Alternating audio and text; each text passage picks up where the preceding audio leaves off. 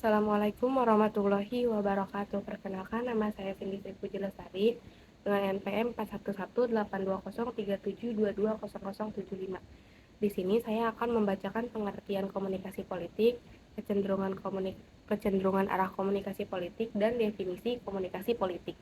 Yang pertama itu ada pengertian komunikasi politik. Jadi, komunikasi politik dapat dipahami dengan cara memadukan elemen-elemen komunikasi dan konsep-konsep pokok yang ada di dalam ilmu politik, seperti negara, kekuasaan, pengambilan keputusan, kebijakan, serta pembagian alokasi. Cara yang lebih sederhana untuk memahami komunikasi politik dapat dilakukan dengan melihat setiap fenomena komunikasi yang kemudian berdampak politik.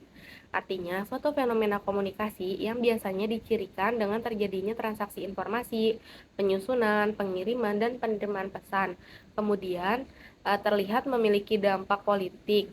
Jadi, hal inilah yang kemudian menjadi salah satu pemahaman tentang komunikasi politik. Selanjutnya itu ada kecenderungan arah komunikasi politik. Menurut Watlawi, Beavin, dan Jackson pada tahun 1967, pada dasarnya setiap aktivitas manusia tidak dapat dipisahkan dengan kegiatan komunikasi. Komunikasi politik pun terjadi dalam berbagai arena. Alasan, isi pesan, tujuan, cara, saluran, dan akibat. Menurut Norris pada tahun 2010 menyebutkan ada 3 arah dominan yang dapat terjadi ketika komunikasi politik terjadi. Yang pertama itu ada komunikasi politik ke bawah, yaitu terjadi karena proses komunikasi dengan dampak politik, misalnya seperti pemilik perusahaan dan para pekerja.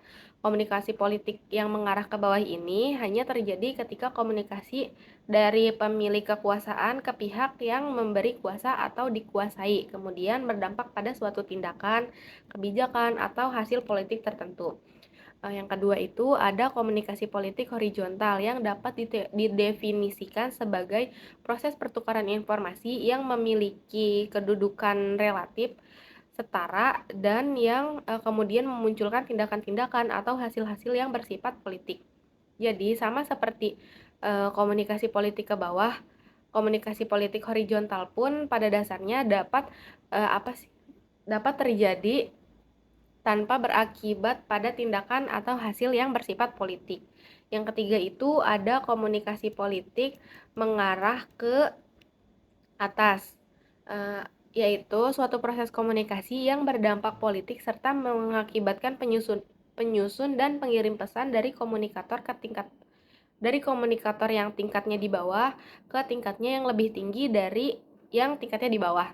Misalnya seperti seorang menteri yang melaporkan kepada presiden tentang adanya gejolak di masyarakat terhadap rencana pemerintah untuk menaikkan harga BBM dan kemudian bermuara pada keputusan untuk menunda pelaksanaan penaikan harga BBM. Nah, jadi contoh ini itu yang dapat disebut sebagai komunikasi yang mengarah ke atas.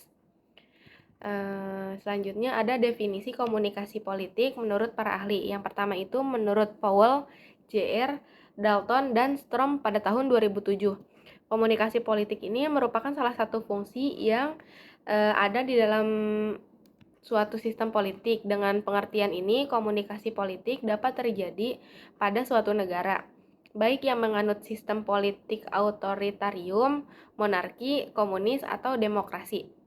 Yang kedua itu ada Perloff ada komunikasi politik menurut Perloff yang dianggap pada tahun 2003 yang menganggap komunikasi politik sebagai suatu proses atau pemimpin negara, media, dan warga yang bertukar serta merundingkan pesan-pesan yang terkait dengan kebijakan publik.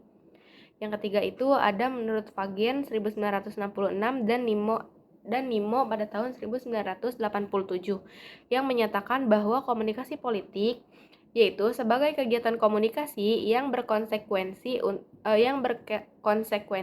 politik, baik aktual maupun potensial, yang mengatur perilaku manusia dalam keadaan konflik. Yang keempat itu ada menurut Meadow pada tahun 1980. Beliau menyebutkan bahwa komunikasi politik sebagai bentuk pertukaran simbol atau pesan yang mampu menajamkan atau memiliki dampak pada sistem politik. Jadi definisi ini tentunya terkait dengan pernyataan Almond tentang komunikasi politik dan sistem politik. Serta sejumlah pernyataan lain yang memberikan penekanan pada dampak kehidupan politik akibat adanya kegiatan komunikasi politik yang dilakukan. Selanjutnya itu ada menurut Budiarjo pada tahun 2003. Beliau menempatkan komunikasi politik ini sebagai salah satu fungsi partai politik, yaitu dengan menyalurkan aneka ragam pendapat dan apresiasi masyarakat serta mengaturnya sedemikian rupa untuk diperjuangkan dalam kebijakan publik. Selanjutnya itu ada menurut Rais pada tahun 2010. Beliau mengemukakan bahwa komunikasi politik adalah komunikasi yang berkaitan dengan media baru. Mengutip pendapat Robert Denton dan Gray C. Woodward yang menggambarkan komunikasi politik sebagai bentuk penekanan dari komunikator yang berusaha mempengaruhi suatu lingkungan politik. Faktor penting yang membuat komunikasi ini menjadi komunikasi politik bukanlah sumber pesan, namun isi dan tujuannya.